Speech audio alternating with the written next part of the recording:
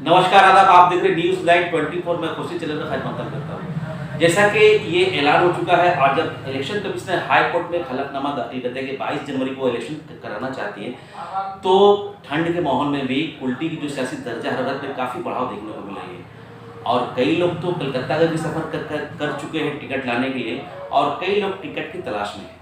जाहिर सी बात है कि आसनसोल म्यूनिसिपल कॉर्पोरेशन में मेयर किसकी बनेगी, इसको फैसला करने के लिए कुल्टी हल्का एक बड़ी अहमियत रखती है, क्योंकि इस इलाके से 28 काउंसलर आते हैं और सबकी निगाह यहाँ पे टिकी हुई है। आज एक तृणमूल कांग्रेस के एक ऐसे ही कद्दावर नेता से आपकी मुलाकात कराने जा रहा हूँ, जो किसी तारुफ के मोहताज नहीं है। उनका एक अपना अंदाज है, नहायत बेबाकी से गुफ्तगू करते हैं, और सबसे बड़ा बात है कि उनका शुमार संजीदा सियासतदान में होता है। आयदा हाजिर में उनकी उम्र कम है, लेकिन इन्होंने सियासत में एक अपना मुकाम बनाया है और आने वाले दिनों में कुल्टी हल्का से 28 काउंसलर जिताने में इनका बहुत अहम रोल होगा। नाम इनका अमजद अंसारी है। अब कुल्टी को लोग तृणमूल कांग्रेस मामाटी सेल के वो प्रेसिडेंट है। आइए उनसे मुलाकात करते हैं और जानते हैं कि ये जो इलेक्शन होने वाला है 22 जनवरी, उसको लेकर वो कितना सीरियस है और उनकी तैयारी कैसे चल रही है। Sir, welcome in our channel. नया साल के मौके पे लोगों के लिए क्या पैगाम आपका?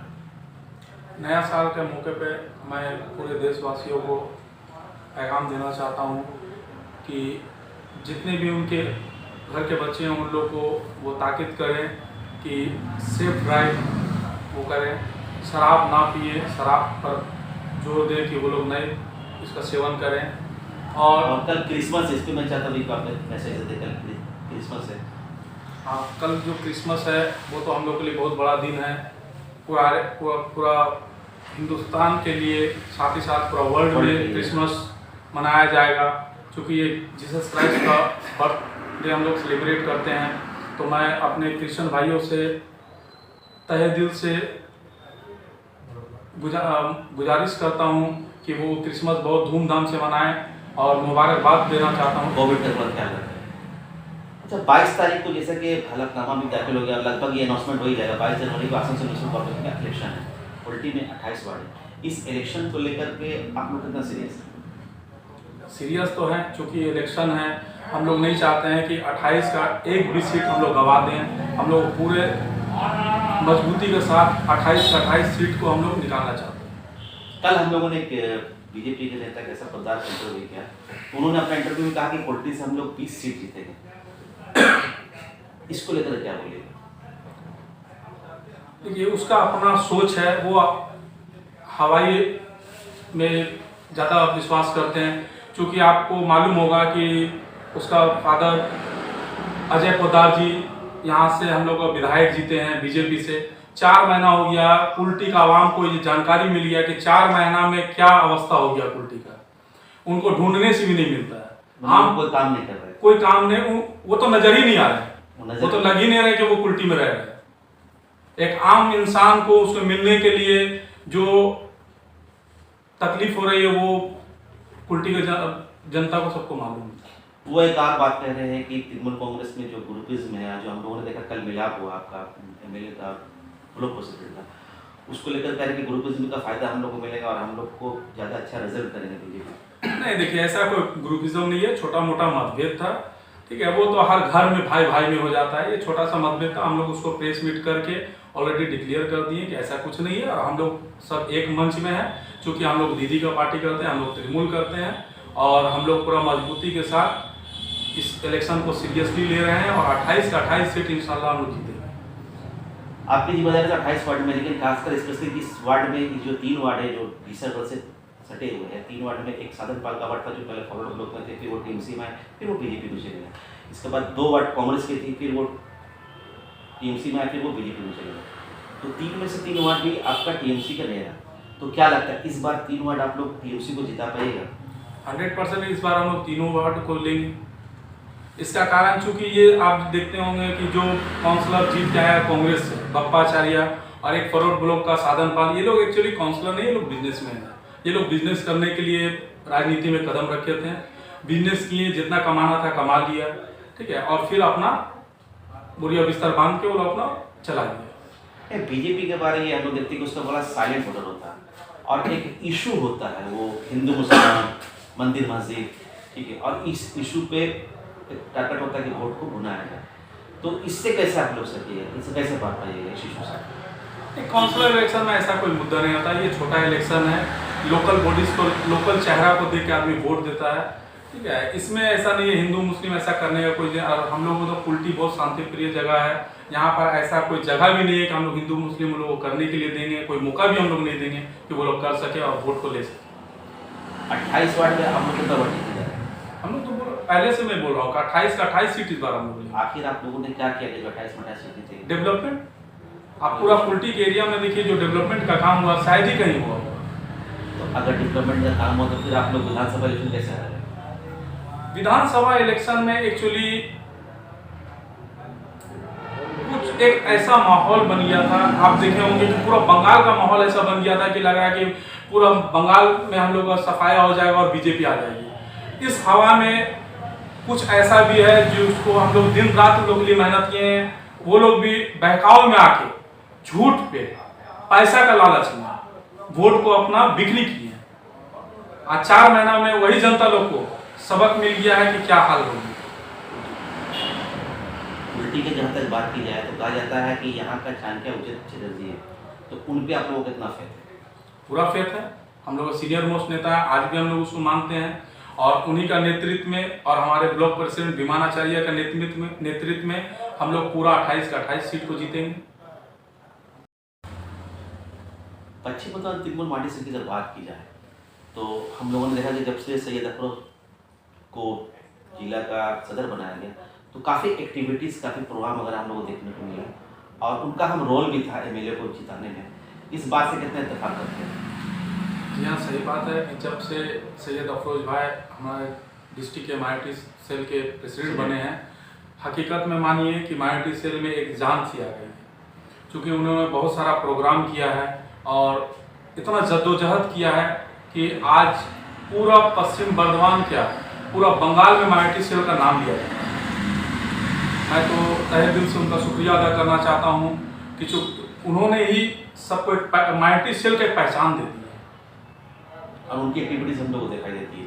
तो उनका जो एक्टिविटीज़ है उसका फ़ायदा आप लोग आसनसोल म्यूनिसिपल कॉर्पोरेशन इलेक्शन में ले पाइएगा? 100% एकदम लेंगे। अच्छा, अभी जो आप लोगों से मिल गए हैं तो लोगों को रिस्पॉन्स कैसा मिल रहा है माइनॉरिटी सेल? फुल्ली एकदम फेथ है, क्योंकि दीदी ने भी माइनॉरिटी सेल पर बहुत खासकर माइनॉरिटी वोट पर बहुत ज़्यादा फोकस की थी और उम्मीद की थी कि हम लोग वोट बटे नहीं, और हम लोगों ने भी ये साबित किया। आप लोग अभी हाल फिलहाल में विधानसभा इलेक्शन में देखे होंगे कि हम लोग वोट बटा नहीं, क्योंकि हम लोग मुस्तैद होकर एक जगह वोट दिए और पूरे बंगाल में हम लोग का सरकार बनी। नहीं वो ठीक है, लेकिन स्पेशली भी हम लोगों ने देखा कलकत्ता कॉर्पोरेशन इलेक्शन देखा कि जहाँ पे पार्टी टिकट नहीं दी तो बहुत सारे लोग आज़ाद उम्मीदवार से खड़ा हो गए और उसका फ़ायदा दूसरे पार्टी को मिला। तो जाहिर सी बात है कि आसनसोल में भी तो पार्टी टिकट एक ही को देगी, लेकिन जिनको टिकट नहीं मिलेगा तो वो आज़ाद उम्मीदवार से खड़ा होगा, तो उसके वोट को आप लोग कैसे रोक पाइएगा? नहीं, ऐसी कोई बात नहीं है। कोलकाता कॉर्पोरेशन में आप देखेंगे कि इससे पहले भी 3 आज़ाद उम्मीदवार जीती हुई थी, इस बार भी 3 ही जीती है। इससे पहले वामफ्रंट का शायद 15 उम्मीदवार जीती हुई थी, अभी सिमट के 2 पे आ गई है। कांग्रेस का 6 से 2 में आ गई है, बीजेपी का 7 से 3 में आ गई है, तो हर पार्टी सिमट के छोटा हो गया है। हम लोग को तो वहाँ पर जीत बड़ा है, इस बार 144 से 134 सीट हम लोग जीते। कोल्टी असेंबली में बीजेपी का एमएलए है और जाहिर सी बात है वो भी पूरा फोर्स लगा है। आप लोग बीजेपी को कितना चैलेंज मान रहे हैं कोल्टी में? एक्चुअली बीजेपी हम लोग के लिए कोई फैक्टर नहीं है, हम लोग का टक्कर उसका तो अपना जमीन ही नहीं है। हम लोग का टक्कर है सीपीएम के साथ, क्योंकि ये जमीनी पार्टी है, 34 साल तक बंगाल में राज की है, आज भी उसका कुछ अस्तित्व है, तो हम लोग का टक्कर सीपीएम का साथ है, बीजेपी के साथ में कोई टक्कर ही नहीं है। शायद वो 3rd या 4th में आ गया। और अगर स्पेशली 3 वार्ड की बात की जाए टीशागढ़ का, तो इसमें क्या लग रहा है, इसमें आप लोग तृणमूल कपूर को खिला पाइएगा?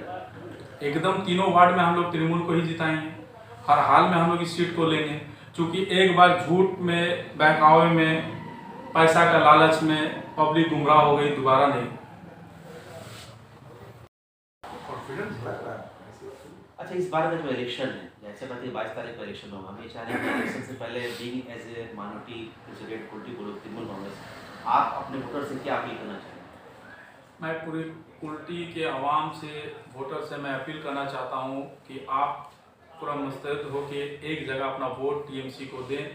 आप डेवलपमेंट को देखिए, आप कैंडिडेट को मत देखिए। हर कैंडिडेट में आपको ममता बनर्जी को चेहरा को देखना होगा, उज्जवल चटर्जी को चेहरा को देखना होगा, और इन लोगों का हाथ को मजबूत करने के लिए हम लोग अपना टोटल वोट टीएमसी को दें और जितना भी 28 के 28 कैंडिडेट को हम लोग जिता सकें। शुक्रिया साहब, आप कभी शुमार सियासतदानों में होता है, इस बार का जो इलेक्शन है तो तृणमूल के लिए कितना चैलेंज होता है? देखिए, मैं समझता हूँ कि जैसे भी हमारे माइनॉरिटी ब्लॉक प्रेसिडेंट अमजद भाई ने आपको बताया कि कोई चैलेंज वाली बात नहीं है, और ये बात मैं पूरे यकीन के साथ इसलिए कह रहा हूँ कि ममता दीदी ने जो काम की है डेवलपमेंट का, वो काम काफ़ी है। और बंगाल का सोच फिक्र जो आवाम का है वो जाहिर सी बात है बहुत ही मुनफरिद है, तो आवाम काम के बुनियाद पर वोट देगी। और ममता बनर्जी पर बंगाल के जितने भी आवाम है सबको 100% भरोसा है। कौंसिलर इलेक्शन में कहा जाता है कि खेला होता है पैसा, और ये 3 वार्ड है जो पीछे सटे हुए, इस वार्ड को आप लोग बचा के बिल्कुल 100। जब हमारे ब्लॉक प्रेसिडेंट माइनॉरिटी सेल के अमजद भाई, जब आपको पूरे यकीन के साथ आपको बता दिया कि हम लोग ये 3 वार्ड 100% हम लोग जीतने वाले हैं, तो 100% लोग जीतेंगे। चूँकि आपको बताया गया है कि सबसे पहली बात है कि पैसे का खेला यहाँ पे खेला गया, दारू शराब बांटा गया, लोगों को गुमराह कराया गया, और एक बहुत बड़ी बड़ी ख्वाब दिखाया गया कि हम ऐसा कर देंगे वैसा कर देंगे। लेकिन आप खुद घूम सकते हैं कि कुछ काम जो इससे पहले जो काउंसलर थे जीते हुए, अभी हाल फिलहाल में एक फरवरी लोग से आए थे, कांग्रेस से आए थे, कुछ काम नहीं किया। और अमजद भाई ने ये बात बताया कि वो लोग एक बिजनेसमैन के तहत आए थे, पहले कांग्रेस में आए, कांग्रेस में आए, कांग्रेस में कुछ दिन पैसा कमाया, वहाँ से फिर टीएमसी में आए, टीएमसी में बहुत सारा पैसा कमाया। अब क्या है कि अब वो चले गए बीजेपी में, क्योंकि अब उनको बड़ा ख्वाब देखना है, उनको और पैसा कमाना है उनको। तो जाहिर सी बात है कि इन लोगों को वजूद नहीं है। इंशाल्लाह ताला हम लोग ये 3 वार्ड को 100% जीतेंगे इंशाल्लाह। अमजद साहब, हम लोग देख रहे हैं कि प्रीवियस 4 काउंसिलर माइनॉरिटी से थे, एक का इंतकाल किया खालिद साहब। इस बार क्या लगता है हम लोग कुछ काउंसिलर की तादाद और हम लोग देखेंगे बढ़ते हुए, या फिर लगे कुछ की तादाद हम लोग कम देखेंगे? ये तो पार्टी पर डिपेंड करती है। चूँकि हम लोग तो उम्मीद करते हैं, चूँकि हम माइनॉरिटी सेल से खुद हैं, तो हम उम्मीद करें कि हमारे माइनॉरिटीज़ को, खास करके मुस्लिम उम्मीदवार को ज़्यादा से ज़्यादा टिकट मिले। मगर आला कमान तो पार्टी है, जो वो डिसाइड करेगी उनका डिसीजन हम लोग सारा को पे रखेंगे। 28 सीट में आप लोग बीजेपी को कितना शेयर दे रहे हैं? 0। आपको तो पहले भी हम बोल चुके हैं, 0। ये थे अमजद अंसारी साहब। इन्होंने 3 बातें कही। एक बात ये कही कि पार्टी आला कमान है, हम लोग का सीएम वो जो फैसला करेगी उनको हम लोग मानेंगे। दूसरी बात इन्होंने कहा कि इस बार जो इलेक्शन हो रहा है, इस इलेक्शन में यहाँ से बीजेपी 0 हो जाएगी, 0 हो जाएगी। और तीसरी बात इन्होंने ये कहा कि यहाँ जो 2 काउंसिलर कांग्रेस का था और एक फॉरवर्ड ब्लॉक का था, वो भी यहाँ से तीनों खत्म हो जाएगा और यहाँ से तृणमूल का फूल खिलेगा। अब ये इन्होंने जो दावा किया, इसमें कितनी सच्चाई है ये तो आने वाला वक्त बताएगा। कैमरामैन जावेद के साथ खुर्शीद।